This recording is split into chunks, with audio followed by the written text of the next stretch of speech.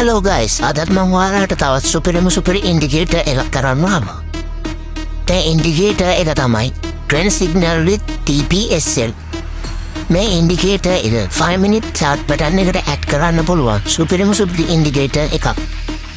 ඉතින් අපි මේ ඉන්ඩිකේටර් එක මාකට් එකට ඇඩ් කරගෙන බලමු. මුලින්ම ඔයා මෙතන තියෙන තිත්තුන් ටච් කරලා ඉන්ඩිකේටර් කියන ටැබ් එකට යන්න. ඊට පස්සේ මෙන්න මෙතන එන සර්ච් බාර් එකේ සර්ච් කරගන්න ඕනේ Trend Signal with TPSL කියලා.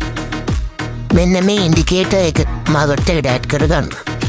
ඉන්ඩිකේටර් එක මාකට් එකට ඇඩ් කරගත්ත පස්සේ අපිට මෙන්න මේ විදිහට තමයි බලා ගන්න පුළුවන්.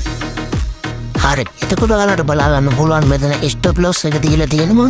ඒ වගේම entry price එක තියෙනවා. TP1, TP2, TP3 target පෙන්නනවා.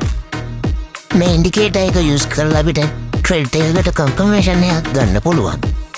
ඉතින් මේ වගේ තවත් ඉන්ඩිකේටර්ස් දැනගන්න ඕන මාව ෆලෝ කරලා තියාගන්න. ඊළඟ වීඩියෝ එකෙන් අපි හම්බෙමු.